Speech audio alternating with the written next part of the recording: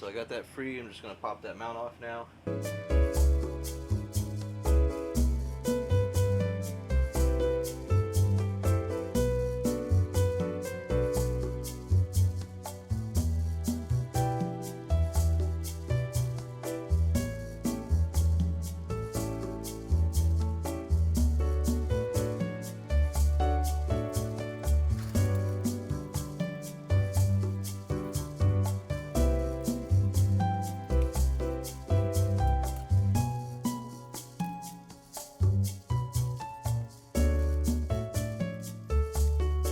So I did it. Took me a minute, but I did it. Clean for the most part. So I have to take that motor mount out since that's not going to be part of the Bswap. I'm going to have to figure out what I'm going to do with this power steering because I don't really know anything about the power steering for the Bswap. I'm sure it's not going to be too big of a deal. But there it is. Got the motor out. Transmission's out. It's a lot of progress. I think I'm going to get started on doing the maintenance on the B series now.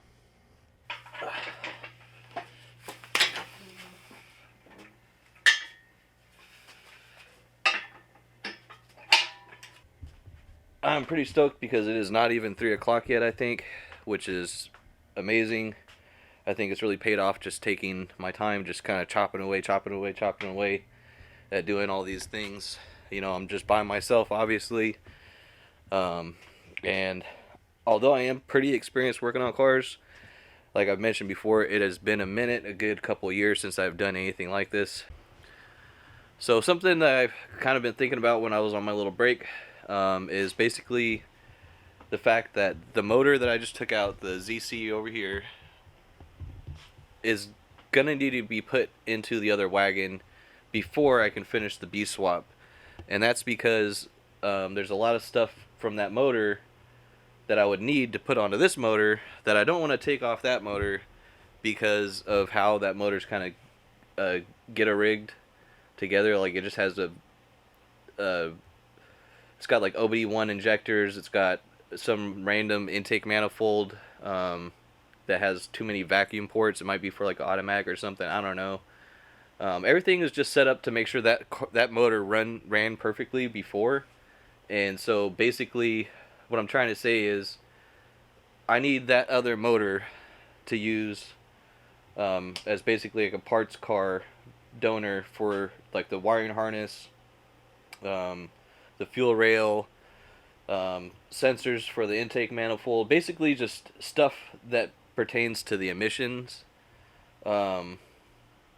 And you know, there's a lot of other things that it's going to be a hang up for this Bswap that I already have been informed about these past couple days. Apparently you do need like a CRV shift box. I'm not sure if that's 100% yet. I do kind of want to see if I can get away with just using the stuff that I have right here from the RT 4-wheel drive Civic. But that's like a whole nother project that I would need to consider before I even think about putting this motor together. So aside from doing like the basic like maintenance work, like the timing belt and water pump, and just, you know, a few other things here and there, like the thermostat and what else would I need? Oh yeah, I was gonna maybe do the front. I mean, I don't know if it's a rear seal, main seal, whatever. The seal that goes right next to the flywheel. I kind of want to just knock out a bunch of like preemptive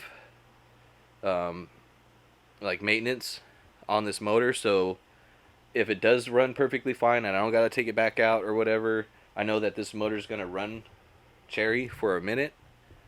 So that's just a quick little rant about what's going on in terms of like what's going on in my head for the future of the swap. Alright, so I got the crank pulley tool right here, and I have a breaker bar attached to that, and I got my 19 mil socket on my Milwaukee impact gun, and I got the impact gun set to the break loose setting. I don't know if you can make it out. Pretty sure that's what this setting is. I hope that's what this is. I've never actually done this using a tool before, especially not outside the car. So hopefully this works, and this will be a nice video to show you how to remove a crank pulley while your motor is on an engine stand.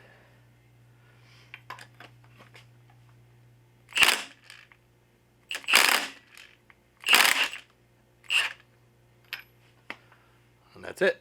That was pretty easy. I didn't have to even I didn't feel anything here. Alright, so let's pop that sucker on out.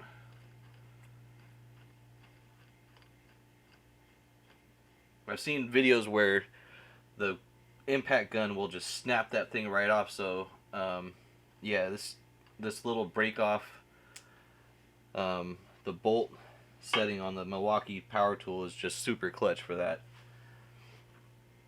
So let's slide the pulley off, and then let's get our keeper. Gonna need that. Put that right back in there where it belongs. And voila, that's it. So all you gotta do is just get the right tool, the crank pulley tool right there, little impact gun action, and that's how you remove your crank pulley with the motor on a engine stand. So I'm pretty sure the first step to getting this cover off here is going to be taking off the valve cover. So that's just going to be 2, 4, 6, 7 bolts, it looks like.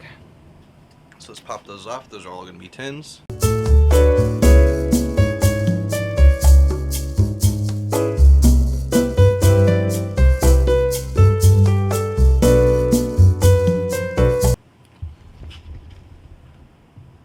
So it looks like a pretty decent little head there. So next up is going to just be knocking out all the 10s on the cover here.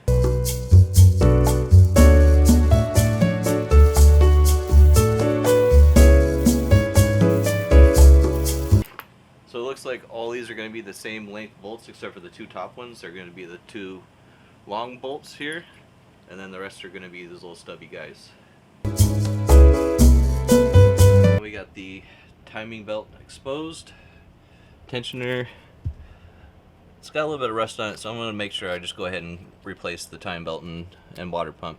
But there's some rust buildup in there, so you know, might as well just replace it with something that's not rusted. But yeah, let's save this project for tomorrow, because it is already 4:30, maybe even 5 right now. But I think this is a good stopping point for today.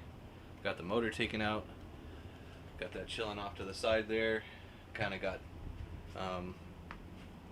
these spot welds exposed. I hit them with the brush wheel just to find out where they're at. I'm gonna go hop on the internet and buy